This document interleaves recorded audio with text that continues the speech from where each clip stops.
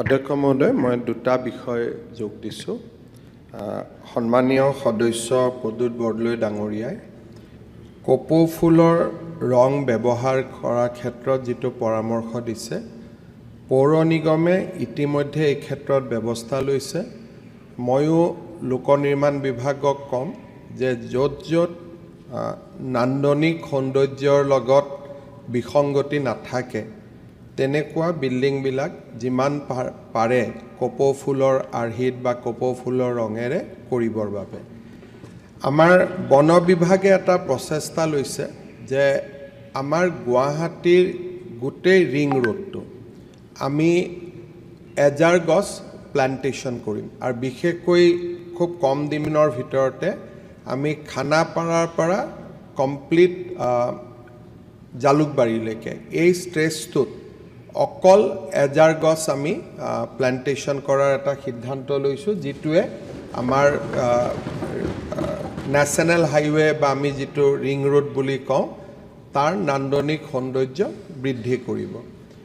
অধ্যক্ষ মহোদয়, যোৱা পৰহি আমি যোৰাবাটত কৃত্ৰিম বানপানীৰ এটা পৰিৱেশ দেখিছিলোঁ।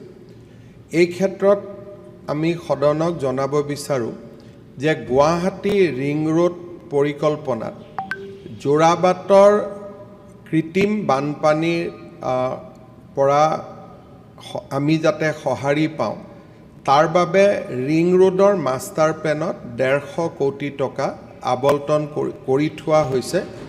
এতিয়া কনচালটেণ্টে তাৰ ড্ৰয়িং বনাই আছে আৰু মই ইতিমধ্যে কনচালটেণ্টক কৈছোঁ যে ড্ৰয়িংখন IIT গুৱাহাটীৰ পৰা এপ্ৰুভ কৰাব লাগে আৰু মই ভাবোঁ যে ৰিং ৰোড নিৰ্মাণৰ কাম আগবঢ়াৰ লগে লগে আমি যোৰাবাটত যোৱা পৰহি দেখা যিখিনি অসুবিধা আমি দেখিছিলোঁ সেই অসুবিধাখিনিও আমি আঁতৰ কৰিব পাৰিম। আমাৰ ডিমৰীয়া সমষ্টিৰ বিধায়ক আৰু দিছপুৰ সমষ্টিৰ বিধায়ক দুয়োগৰাকী আছে। যোৰাবাট যিহেতু মেঘালয় আৰু অসমৰ কেন্দ্ৰবিন্দু, তাত বিভিন্ন কাৰণত ট্ৰেফিক জাম হৈ আছে বা হৈ থাকিব, কাৰণ দুখন ৰাজ্যৰ ই এটা কণ্টেক্ট পইণ্ট বা কেন্দ্ৰবিন্দু। আমি ডিগাৰুৰ পৰা নাৰেংগীলৈ অহাৰ ৰাস্তাটো আমি 4 লেনিং কৰিব খোজোঁ, যাতে জাগি ৰোড বা আনফালৰ পৰা অহা মানুহৰ কাৰণে এটা অল্টাৰনেটিভ ব্যৱস্থা হয়। এই ক্ষেত্ৰতো মই দুয়োগৰাকী বিধায়কৰ সহযোগিতা কামনা কৰিম।